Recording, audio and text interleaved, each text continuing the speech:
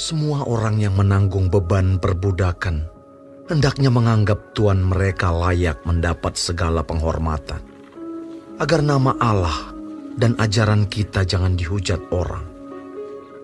Jika Tuhan mereka seorang percaya, janganlah ia kurang disegani karena bersaudara dalam Kristus, melainkan hendaklah ia dilayani mereka dengan lebih baik lagi. Karena Tuhan yang menerima berkat pelayanan mereka ialah saudara yang percaya dan yang kekasih. Ajarkanlah dan nasihatkanlah semuanya ini. Jika seorang mengajarkan ajaran lain dan tidak menurut perkataan sehat, yakni perkataan Tuhan kita Yesus Kristus, dan tidak menurut ajaran yang sesuai dengan ibadah kita, ia adalah seorang yang berlagak tahu, padahal tidak tahu apa-apa. Penyakitnya ialah mencari-cari soal dan bersilat kata yang menyebabkan dengki, cidra, fitnah, curiga, percekcokan antara orang-orang yang tidak lagi berpikiran sehat dan yang kehilangan kebenaran, yang mengira ibadah itu adalah suatu sumber keuntungan. Memang, ibadah itu kalau disertai rasa cukup, memberi keuntungan besar. Sebab kita tidak membawa sesuatu apa ke dalam dunia, dan kita pun tidak dapat membawa apa-apa keluar. Asal ada makanan dan pakaian, cukuplah. Tetapi mereka yang ingin kaya terjatuh ke dalam pencobaan, ke dalam jerat, dan ke dalam berbagai-bagai nafsu yang hampa dan yang mencelakakan, yang menenggelamkan manusia ke dalam keruntuhan dan kebinasaan. Karena akar segala kejahatan ialah cinta uang. Sebab oleh memburu uanglah beberapa orang telah menyimpang dari iman dan menyiksa dirinya dengan berbagai-bagai duka. Tetapi engkau, hai manusia Allah, jauhilah semuanya itu. Kejarlah keadilan, ibadah, kesetiaan, kasih, kesabaran, dan kelembutan. Bertandinglah dalam pertandingan iman yang benar, dan rebutlah hidup yang kekal.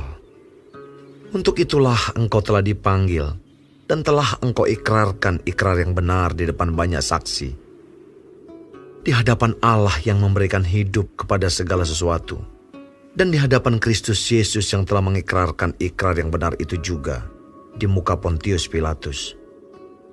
Kuserukan kepadamu, turutilah perintah ini dengan tidak bercacat dan tidak bercela, hingga pada saat Tuhan kita Yesus Kristus menyatakan dirinya, yaitu saat yang akan ditentukan oleh penguasa yang satu-satunya dan yang penuh bahagia, Raja di atas segala raja dan Tuan di atas segala tuan.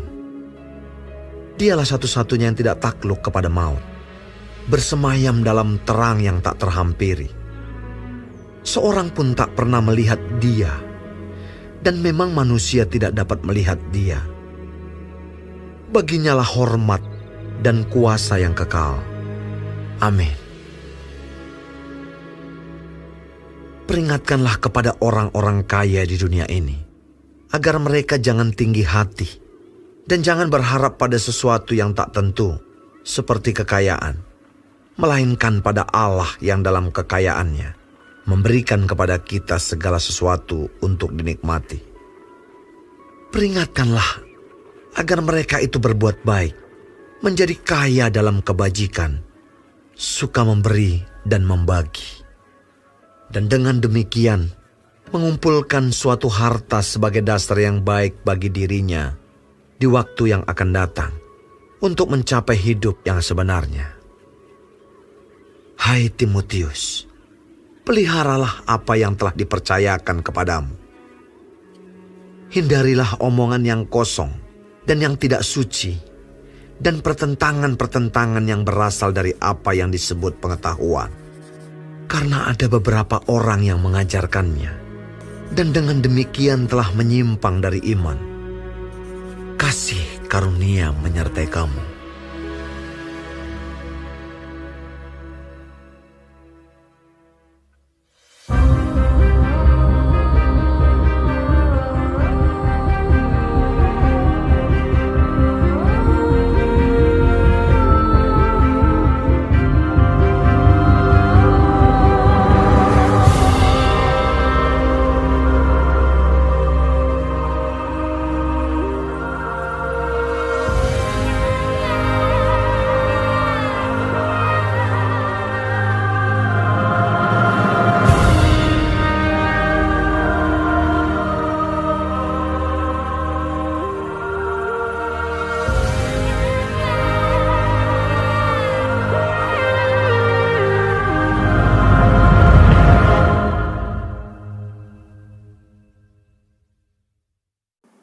Shalom semua jemaat Tuhan, kembali kita di dalam pendalaman Alkitab Clear Sight. Sekarang kita sudah memasuki kitab 1 Timotius 6. Tuhan Yesus memberkati. Semua orang yang menanggung beban perbudakan hendaknya menganggap Tuhan mereka layak mendapat segala penghormatan, agar nama Allah dan ajaran kita jangan dihujat orang. Penting bagi kita sebagai umat Tuhan memiliki nama baik atau kesaksian hidup yang baik di tengah-tengah masyarakat, supaya nama Tuhan jangan dihujat atau supaya ajaran Kristen jangan dihujat. Dengan menghormati Tuhan kita, baik yang seiman atau yang tidak seiman, dan terlebih bagi yang seiman, serta melayani mereka dengan baik, kita telah menunjukkan bahwa kita menjadi hamba yang taat kepada Tuhan. Ajaran sesat di Efesus bukan hanya menyimpang dari ajaran Kristus yang benar, tapi memecah belah jemaat dan dimotivasi dengan keuntungan secara materi. Yang berusaha mengkomersialkan agama ada maksud keuntungan yang tersembunyi. Ibadah memang memberi keuntungan besar, yakni keuntungan rohani, jika disertai rasa cukup. Yang harus kita waspadai adalah keserakahan akan uang atau cinta akan uang.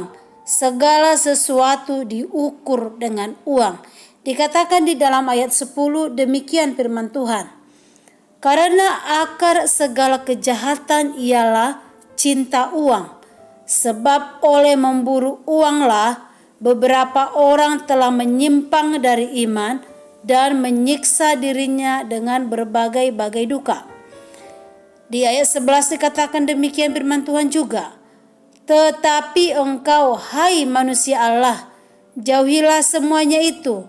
Kejarlah keadilan, ibadah, kesetiaan, kasih, kesabaran, dan kelembutan.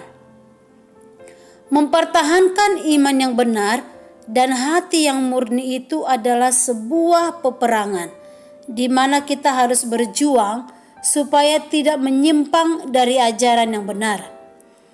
Peperangan ini tidak bisa dilakukan dengan setengah-setengah, tapi harus sungguh-sungguh.